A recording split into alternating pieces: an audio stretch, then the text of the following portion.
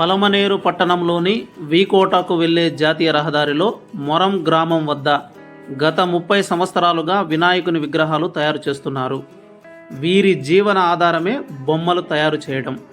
4 నెలలు ఇంటిల్లిపాది ఇంటి వద్దే గడిపితే మరో 8 నెలలు ఎక్కడో ఒక చోట గుడారం ఏర్పాటు చేయడం, బొమ్మల తయారీకి శ్రీకారం చుట్టడం ఆనవాయితీగా కొనసాగుతున్నది. ఇక్కడ తయారు చేసే వినాయకుని బొమ్మలకు భలే గిరాకీ.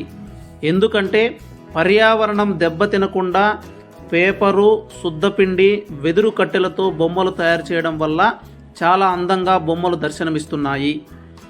మట్టితో పెద్ద బొమ్మలు తయారు చేయడానికి వీలు కాదని పేపర్ వాడుతున్నామని న్యూస్ 18 ద్వారా బొమ్మల యజమాని తెలిపారు.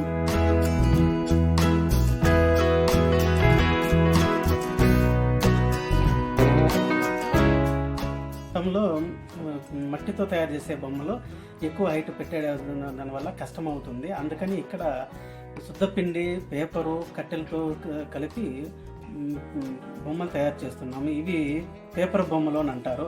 ఇవి 12 అడుగుల వరకు తయారు చేసుకోవచ్చును. ఎత్తడానికి ఈజీగా ఉంటుంది, ట్రాన్స్పోర్ట్కి ఈజీగా ఉంటుంది. ఇది నీళ్ళలో కలపడం వల్ల ఎలాంటి పర్యావరణానికి హాని కలగదు.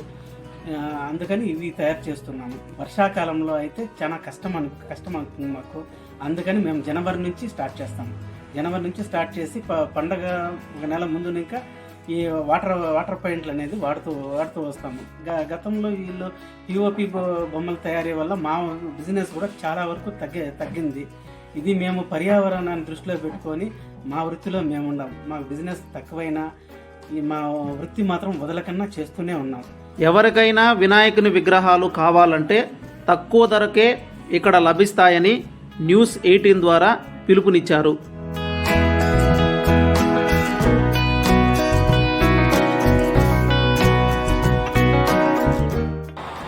మేము కోలార్ డిస్టిక్ కేజీఎఫ్ తాలూకు బేత్మంగళం ఇంకా వచ్చినాము.